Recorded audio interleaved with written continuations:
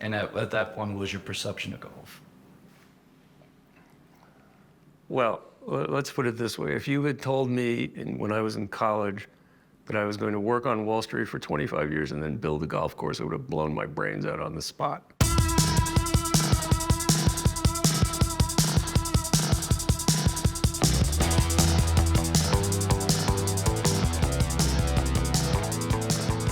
I am a great beneficiary of the American dream, and that system is broken. There's all these eyewash programs that signal some kind of accessibility and enhancement, and I don't see a lot of substantive change.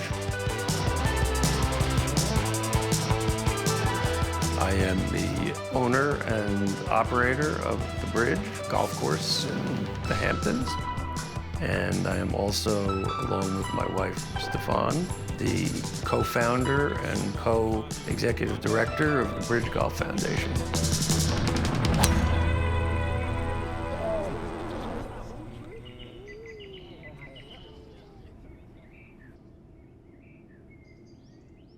I found a picture of me in Uruguay. It says November '84.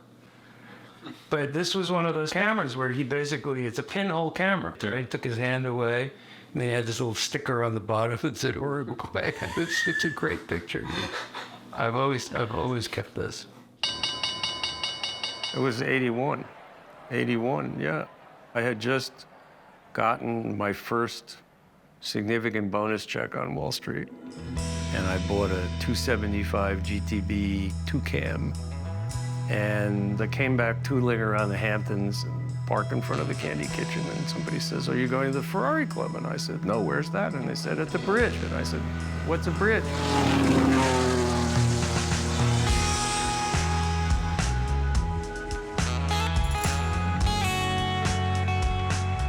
I got here and everybody was all agitated because the owners of Bridgehampton Road Races Corporation were about to build 115 homes. And they said, we just need somebody to buy a blocking amount of stock, and my white knight tendencies kicked in.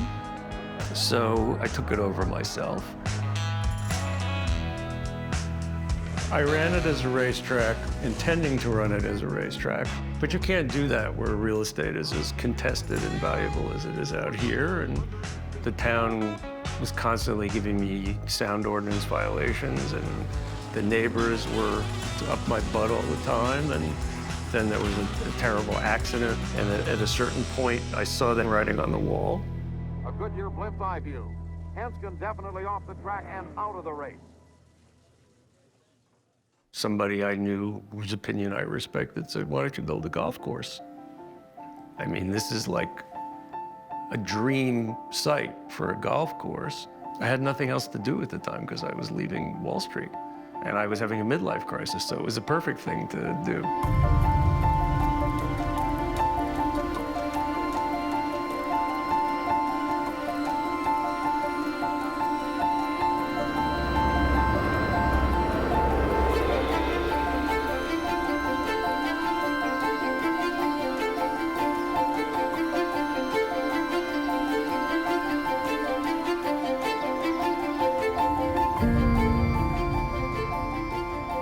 Bridge is unique and will stay unique, and I don't need to build a business around this club. Having said that, I'm very happy to make this resource available to segments of the golf world that deserve it.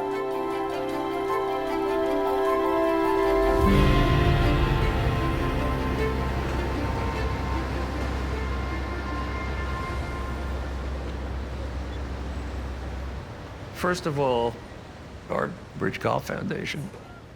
It's a sports-based youth development program. It's not just a golf program.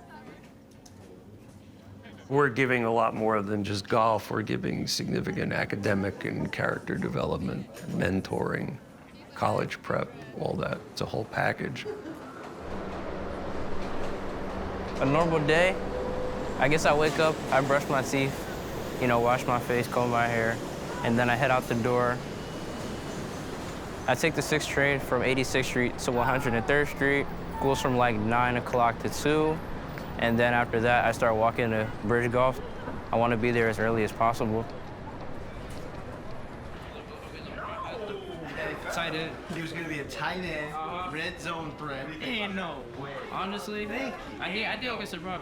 So the day starts early at the foundation. I tutor all of them because I need to know how they learn or how they have trouble learning in order to give that information to our tutors, to give them what they don't have in school.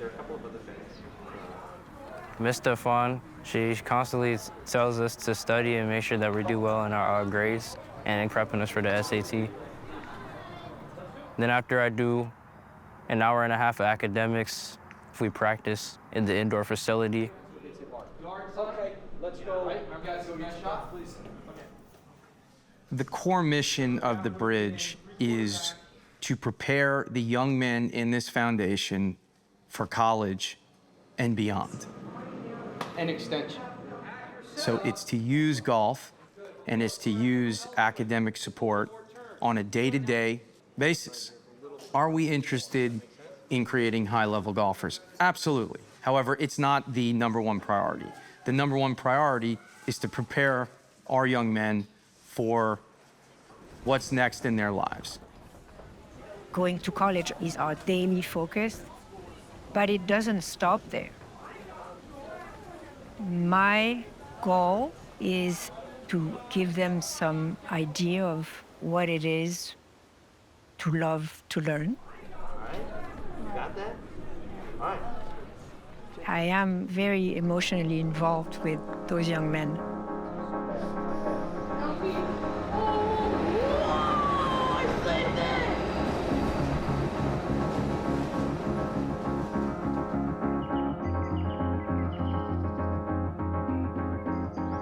Milo swimming is a thing, yes.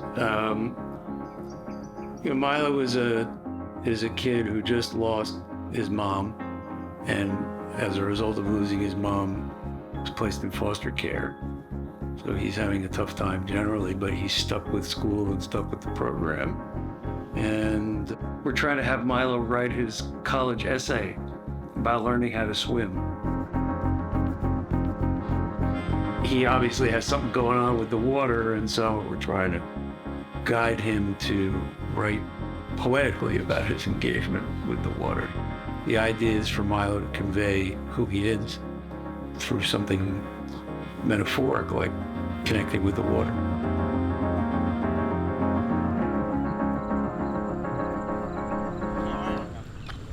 Sir, thanks so much.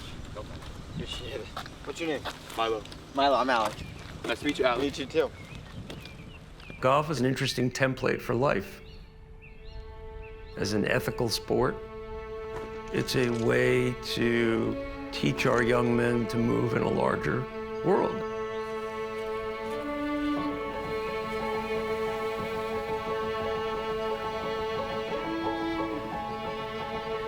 It also presents significant employment opportunities.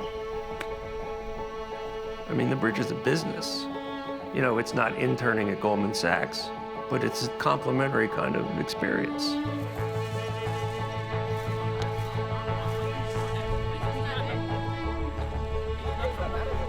You know, we're teaching them to have confidence outside of their extremely circumscribed universe where they go from home to school and home and they don't go below 110th Street. That kind of cross-pollination is really important. It's important for the kids, but it's also important for the club because, you know, we're in this enormously privileged position, and it's good to be reminded that the world is kind of a broken place.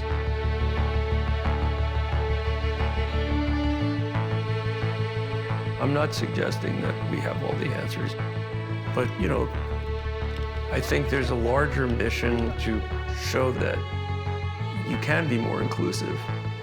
The Bridge Golf Foundation recognizes the changing demographics of the world and who's not included in things. And we're changing the rules to get them a little closer.